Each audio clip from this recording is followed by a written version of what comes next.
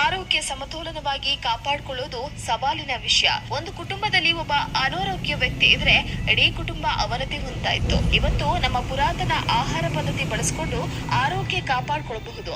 ಅಷ್ಟಕ್ಕೂ ಅದು ಯಾವ ಆಹಾರ, ನಮ್ಮ ಪುರಾತನ ಪದ್ಧತಿಯ ಶೈಲಿ ಯಾವುದು ಎಂಬುದರ ಬಗ್ಗೆ ತಿಳಿಸೋದಕ್ಕೆ ಆ ಆಹಾರ ಪದ್ಧತಿಯನ್ನ ಈಗ ಇಡೀ ಭಾರತದಾದ್ಯಂತ ತಲುಪಿಸ್ತಾ ಇದ್ದಾರೆ.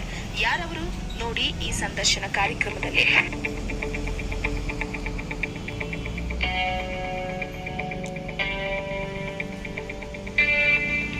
ಇನ್ನು ವೀಕ್ಷಕರೇ, ಈ ಮಿಲೆಟ್ ಹೌಸ್ ಎಲ್ಲಿದೆ ಅಂದ್ರೆ ಚಿಕ್ಕಬಳ್ಳಾಪುರ ಜಿಲ್ಲೆಯ ಶಿಡ್ಲಘಟ್ಟ ತಾಲೂಕಿನ ಮಳ್ಳೂರು ಗ್ರಾಮದಲ್ಲಿ ಈ ಮಿಲೆಟ್ ಹೌಸ್ ಇರುವಂತದ್ದು. ಒಂದ್ ರೀತಿ ಭಾರತದಲ್ಲಿ ಮೂಲೆ ಮೂಲೆಗೂ ತಲುಪ್ತಾ ಇದೆ ಈ ಮಿಲೆಟ್ ಹೌಸ್ ಎನ್ನುವಂತಹ ಒಂದು ಪ್ರಾಡಕ್ಟ್. ಇನ್ನು ಭಾರತದಲ್ಲಿ ಆಹಾರ ಕ್ರಾಂತಿಯನ್ನ ಉಂಟು ಮಾಡೋದಕ್ಕೆ ಹೊರಡಿರುವಂತದ್ದು.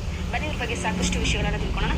ಸರ್, ನೀವು ಮೂಲತಃ ಹೇಗೆ ಈ ಮಿಲೆಟ್ ಹೌಸ್ ಅನ್ನ ಶುರು ಮಾಡಿದ್ದು? ನೀವು ಮೂಲತಃ ಏನಾಗಿದ್ರಿ? ಯಾಕಾಗಿ ಸ್ಫೂರ್ತಿ ಬಂತಿದೆ ಶುರು ಮಾಡೋದು? ಮೇಡಮ್, ನಾವು ಆಕ್ಚುಲಿ ಒಬ್ಬ ಇಂಜಿನಿಯರು, ಕಾಲೇಜ್ ಸ್ಕೂಲ್ ಟಾಪರ್ ಕೂಡ ಹೌದು. ಇಷ್ಟು ಬಹುರಾಷ್ಟ್ರೀಯ ಕಂಪನಿಯಲ್ಲಿ